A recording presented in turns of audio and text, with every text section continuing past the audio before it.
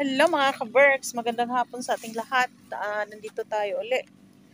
Medyo may katagalan kami nakabalik dito sa nung una naming binablog na yung anak niya pinabuntisan at yung isang anak niyang lalaki ay nabundol ng motor.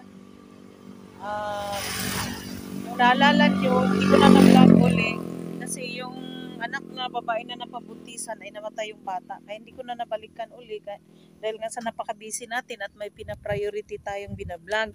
Kaya ngayon, Pasko, balikan natin uli sila. Tingnan natin kung ano na ang kanilang kalagayan. Mahigit 4 na buwan yata kaming hindi nakabalik. Kaya ito, ayan, medyo may kalaliman. Medyo may kalaliman itong daanan patungo doon. Oops. Ay, ko, stand girl ako. Aray ko.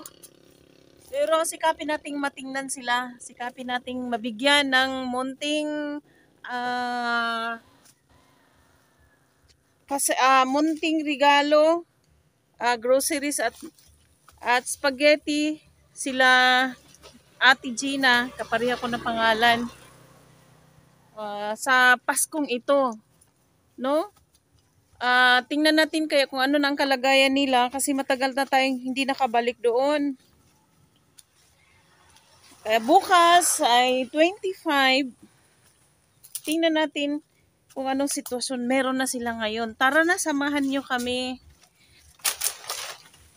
Diyos ko. Yan, ang lalim. Naputik pa rin. Pagpasensyahan nyo na mga ka-Berks nung una na hindi ko nabalikan yung anak niya na ipinanganak yung bata. Nabuntis kasi hindi alam kung sino ang ama. Hindi ko na nabalikan. Kaya ngayon babalikan natin.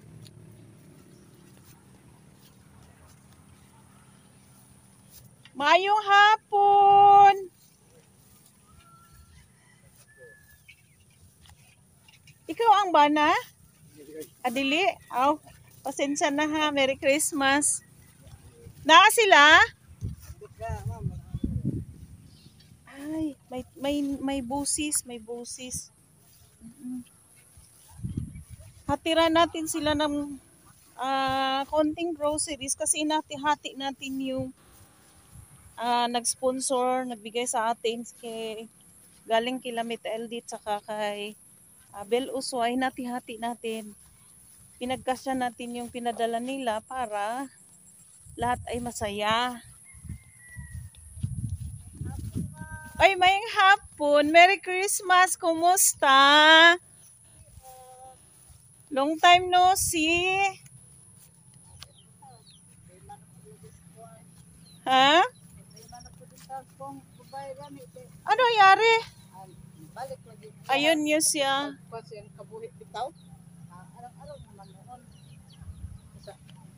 Tingnan natin kung ano ng kalagayan ninyo dito.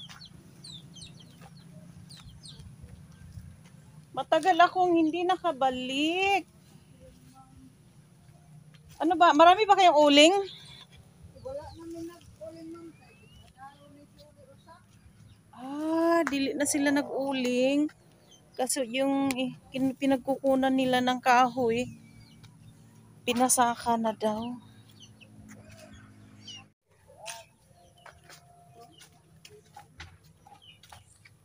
Tingnan nyo mga ka-Berks, walang mga nagbago sa pamumuhay nila, ganun pa rin.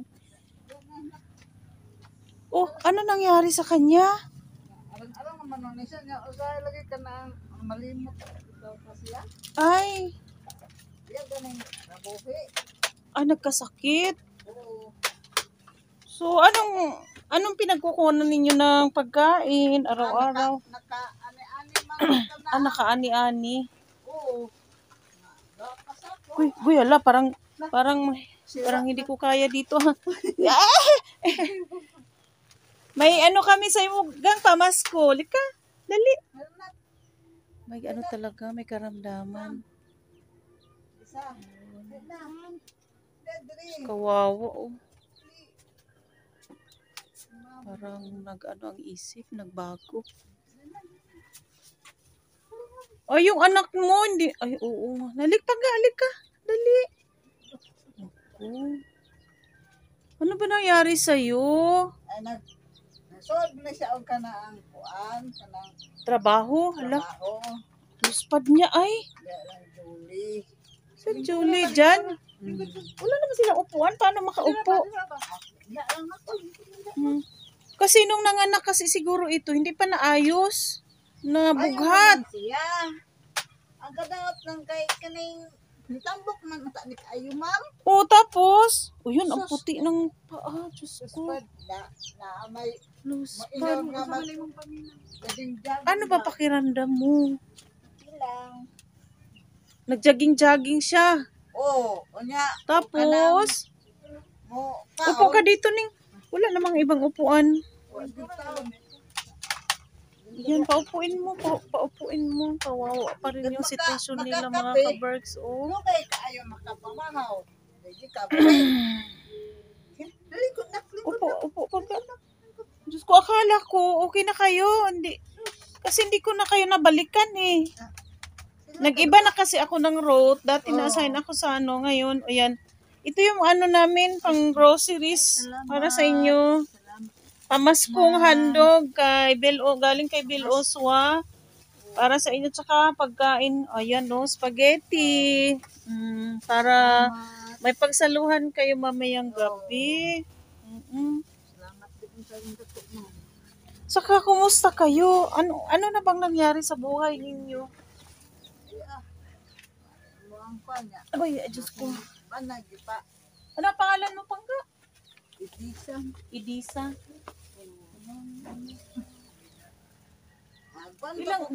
Pila na kabuhan siya nahigibatsyag? Kapit na maduhan na. Yo, kabuhan. Oh, kuan man siya kanang murong arang-arang ba siya ba? Karon okay na imong paminaw. Na usay man nang malimot pa siya. Basig bughat. Di magkatan na siya. Tapos, ano pa? Kana Parang wala siya sa ano no? Wala siya sa... Oh, Tsaka, ang daming pinagdaanan sa buhay. yung gani ko nga ayaw lang itang kalab ani kay yung nagani siya nga eskwela gani ro kuan sika Ilang taon ka na? Ilang taon ka na, Liz? 21. 21. 21, tama. Dapat Dapat nakatapos ka na ng Mayo college. 12. Ano? Tapos, ano bang dinaramdam mo? May ano sa... May lamig. Okay na apod sa iya. Naa sa Ay, iya. kaya siguro. Oo. Siguro. Magpakatatag ka. Kung ano padadala sa mga dinaramdam mo. Oo, ya masahay lagi kinilagay ang anak ko ta na lang jore mga laki bitaw. Tingnan man siya nga sos. Sa tuyang istorya nga tingnan ko no siya nga kanang ayaw ko no pangkuan dia kay na may bari tawagan ni virus. Kung giingnan niya. Imong tang giingnan kanang gingan sa mo nga na ako'y virus lagi sa may paralungan sa inyo. Ano ba? Gamit to sila nagka Ay, gisongog. Gisongog. Ayuhay na sila. Ikaw taga-saing doon? Tagaluto? Siya, tagalungag. Ano ba? Akala ko magaling na siya, wala na kayong problema kasi tapos na siya sa kanyang problema. Nakaalam ko nagkapagtrabaho uli, pero nagkasakit naman uli. Naman din mo yun nga. Tambok na ka-days ka nang mag-jogging ka. Hoy, tambok na din ta ka. Tambok na din siya. Sinapas mo na pod. Kay usay ganing makakapi gani kuno ba kay kanang Dugay na makakaon. dugay na makakaon nya trabaho na lang ang sigihag tutok. Ako'y naniniwala sa kasabihan, health is wealth, no? Kanang ang kayamanan natin ang kalusugan. Kaya unahin yung pagkain, kaon sa takdang oras, di ba? Kaon sa takdang oras. Di ba na maraming trabaho? Di naman matapos-tapos ang trabaho. Adi mo. Di ba? Uy, kahumana ng trabaho, no? Tapos ang atong lawas, may ato ang kusog. Oo. Iya, pila na kabuan, na siya yung trabaho. Wa kayo sa. Nauli siya. Kung Kailangan siya magpahinga. Huwag masyadong Oo. mapapagod. Ganon.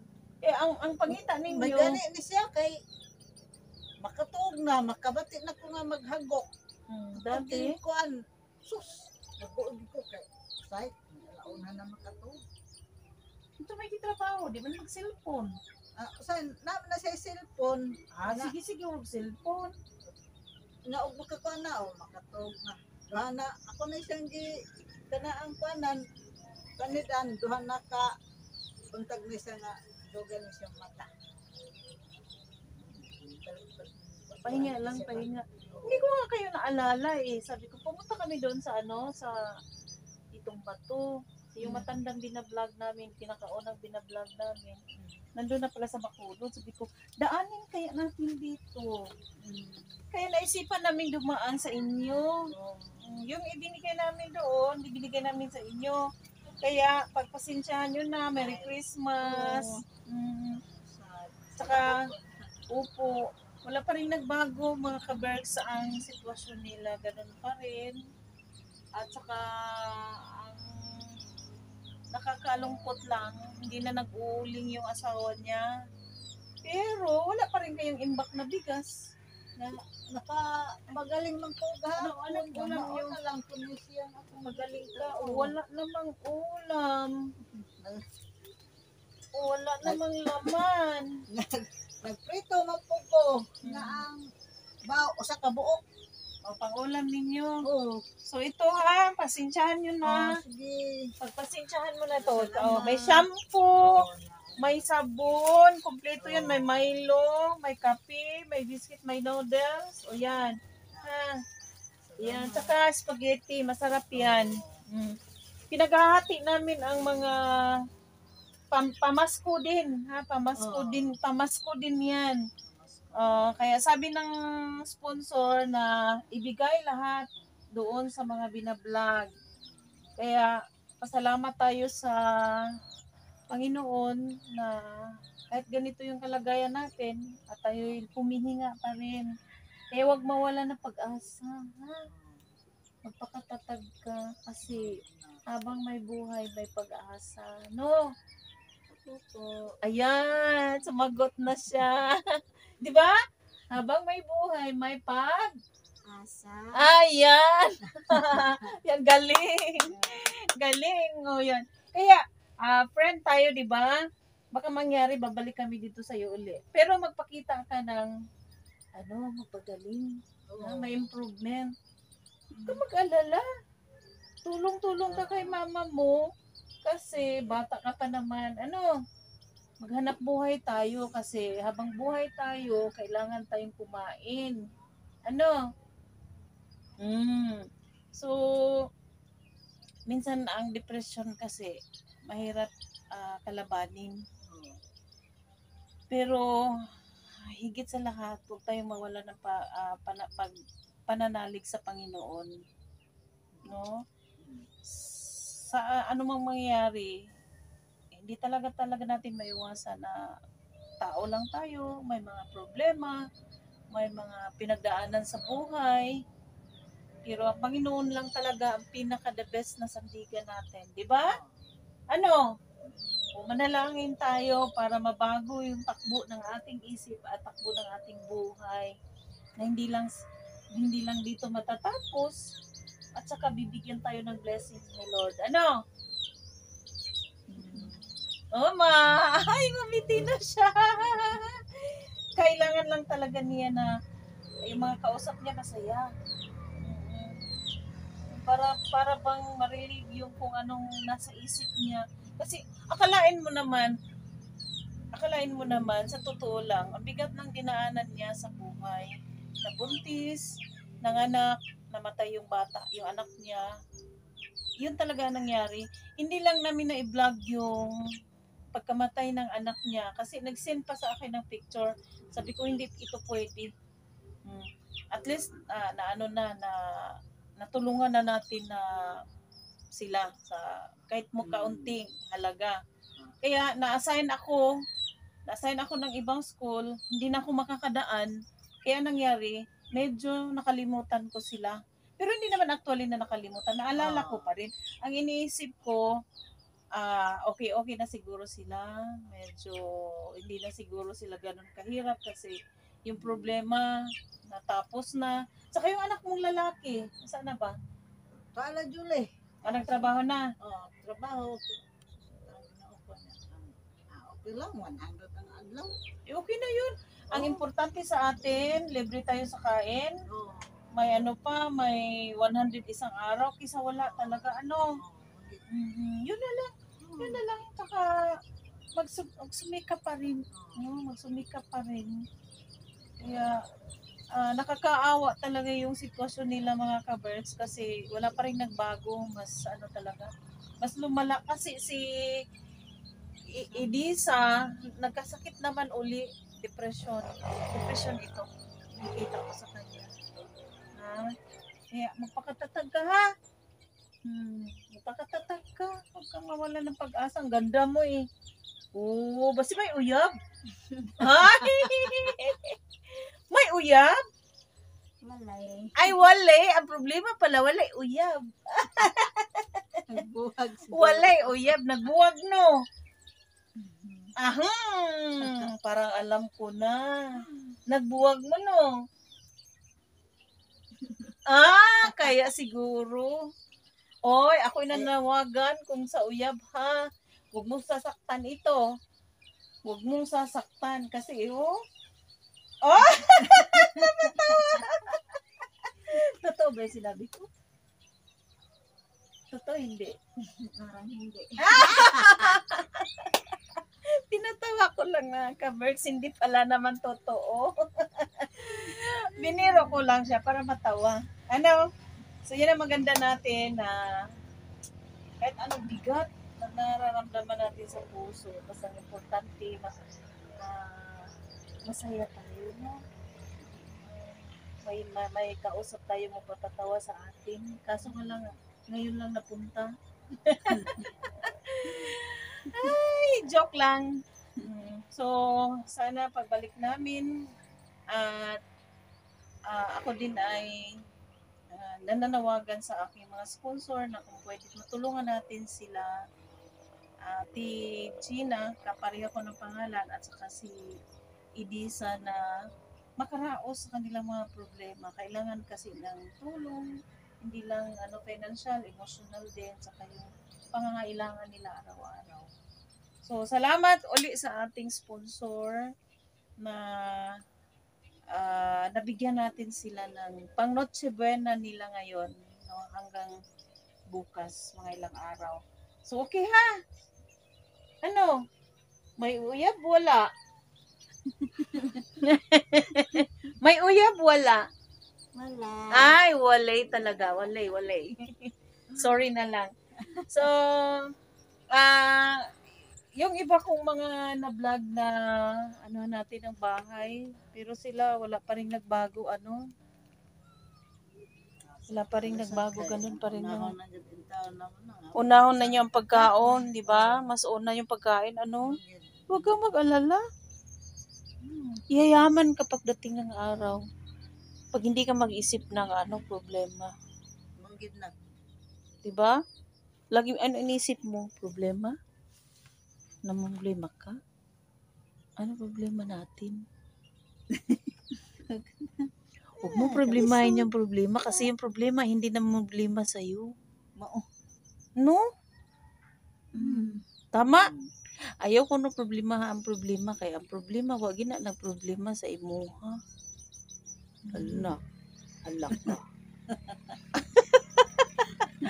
So at least napatawa natin sila mga ka-Berks, So yun lang ang importante, buhay, tsaka manalangin tayo, ha? Kami naman din ay di magtatagal, ha? Pasensyahan na rin sa munting regalo namin. Sana makapagbigay, makakabusog sa inyo, ha? So, kain na kayo. Pwede na kayong kumain. Talaga napakalungkot ni Idesa. Talagang may dinaramdam talaga siya sa kanyang katawan. May karamdaman talaga. Sa kung nakita natin, napaka-ano niya, napaka-pale. Luspad kaayos siya. Kasi kinanglan siya vitamins, no? Vitamin siguro. Sige ha. Sige, Okay ma'am. ha. Okay. Salamat Pakainin mo din na yan. po sa inyo. Opo. Ikutin namin yung bahay niyo. Baka sakali may makakita at makatulong.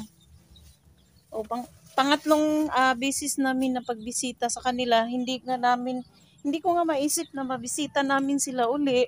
Akala ko okay na sila, pero ganun pa rin. Ay, ganun pa rin. Walang nagbago. Pa rin. Sige, kumain kayo ha. Kain. Sige, salamat kami. Alis na din. Opo. Ganun pa rin yung bahay nila mga ka-berks. Kawawa pa rin. So, sana sa may malalambot na puso, makatulong sa hanap buhay nila. So, salamat sa panonood hanggang sa muli. Merry Christmas.